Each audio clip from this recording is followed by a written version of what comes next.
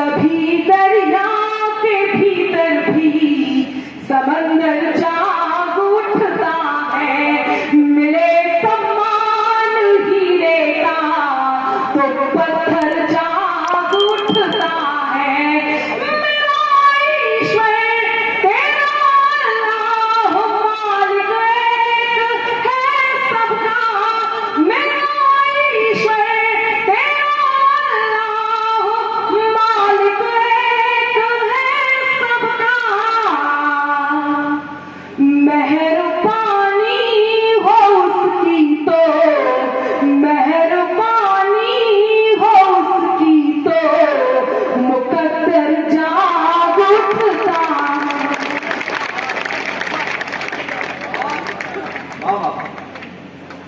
बहुत धन्यवाद। इन तालियों तो बच्चे को भविष्य आप समझ सकते हैं।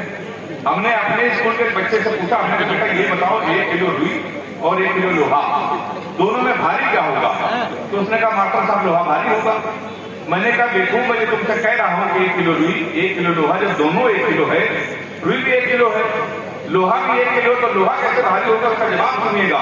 उसने कहा मास्टर साहब आप हमको 1 किलो रुई फेंक के मारिए। हम आपको कोई लोहा फेंक के मारते हैं। लेकिन तालियां अभी तक जोर है, तालियां में जोरदार बजा दीजिए। लगना चाहिए मोहम्मदी के कभी सम्मेलन, मोहम्मदी का कभी सम्मेलन। हिरनी जैसी चाल हुई बंधी पाँव में प्रीत की पायल, उम्र जो 16 साल हुई। क्या बात है। मुझे उम्मीद है यहाँ मेरे गीत को उतने ही मन से सुनेगा जितने मन से इस गौरी ने लिखने की कोशिश की है। और मैं मंच का भी साथ चाहती हूँ। आपके तालों की ताल मिले तो यकीन मानिएगा एक एक व्यक्ति नृत्य करने के लिए मजबूर हो जाएगा। मेरे गीत ऐसे होते सुनेगा। लहर लहर लहराई सुल्फे 1 2 3 4। लहर लहर लहराई सुल्फे हिरनी जैसी चाल हुई बंधी पाँव में प्रीति पायल, उम्र जो 16 साल हुई। लहर लहर लहरा कल्पना सुनीता ने बढ़ाई चांद की कदम, झुक के सलामी आसमान करता रहा। इंदिरा सरोजनी ने मार्ग ऐसा दिखलाया, इंदिरा सरोजनी ने मार्ग ऐसा दिखलाया। भारत महान से महान बनता रहा, भारत महान से महान बनता। हमारे क्षेत्र की प्रतिभाओं को कब तक आप लोग सुनिए। बाहर की जो प्रतिभाएं इस अखिल भारतीय कवि सम्मेलन के लिए यहाँ पर बुलाई गई हैं, वो भी बहुत जल्द आप लोगों के बीच में होंगी।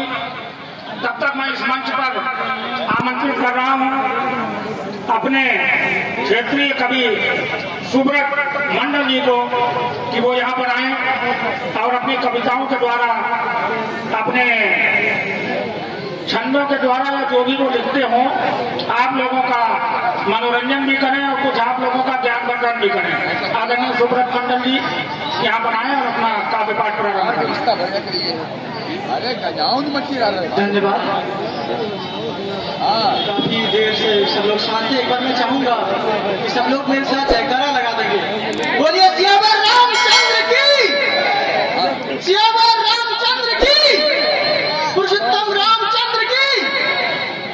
इस मोहम्मदी के इस पावन भूमि को प्रणाम करता हूँ और आभार प्रकट करता हूँ उन सभी कमेटी के सदस्यों को जिन्होंने ये अवसर दिया यहाँ पर हमें अपने 2 शब्द रखने के। जब तक मैं अपनी पोइट्री शुरू करूं, एक छोटी सी भूमिका है वो बताना चाहूंगा मैं। मेरा ये पोइट्री महाभारत के नायक सर्वश्रेष्ठ धनुर्धर अर्जुन के ऊपर है। महाभारत के नायक अर्जुन सर्वश्रेष्ठ धनुर्धर की उपाधि उनको क्यों मिली, ये सब आप इस पंक्ति के माध्यम से सुनेंगे। छोटी सी भूमिका है विराट युद्ध की रचना। आप सबने महाभारत देखा होगा, विराट युद्ध पर है। जब पांडवों के अज्ञातवास को भंग करने के उद्देश्य से दुर्योधन ने विराट नगरी पर अपना हमला बोला और ठीक उसी समय विराट नरेश किसी दूसरे युद्ध में व्यस्त थे। इस बीच वहां के राजकुमार उत्तर बड़े ही उत्साह के साथ कुरुसेना को हराने के लिए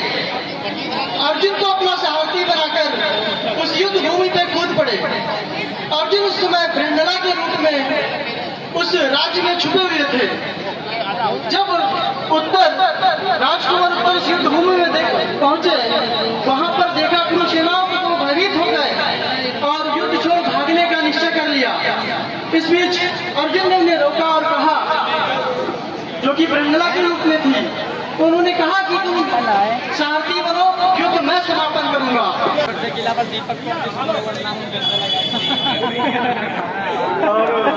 जब उस वृक्ष के नीचे पहुंचते हैं, फिर अर्जुन अपना गांडीव धनुष उतारते हैं, उस पर प्रत्यंचा चढ़ाते हैं और युद्ध भूमि पर उतर पड़ते हैं। तो मेरी कविता वहीं से शुरू होता है जहां से अर्जुन अपना गांडीव धनुष उठाते हैं। देखिए, जिस ऊर्जा के साथ मैं पढ़ने जा रहा हूँ, आप भी ठीक उसी ऊर्जा के साथ सुनिएगा तो आपको अच्छा लगेगा। कि गांडीव उठा प्रत्यंचा चढ़ा, पार्थ ने जब टंकार भरा, गांडीव उठा प्रत्यंचा चढ़ा, पार्थ ने जब टंकार भरा, टगमग टगमग आकाश पाताल डोल गया, होकर भयभीत राजकुमार उत्तर रथ छोड़ धरा पर भाग गया, कौरव सेना में खलबली मच गया, आकाश में बिजली चमकता तेज देख सबको प्रत्यंचा गांडीव का ज्ञात हो गया। इस युद्ध में लोग कहते हैं कि महाभारत के युद्ध में स्वयं भगवान हनुमान के ध्वज पर थे और भगवान श्री कृष्ण उनके रथ पर सारथी बनकर थे, तो इसीलिए अर्जुन ने महाभारत के युद्ध को विजय प्राप्त किया।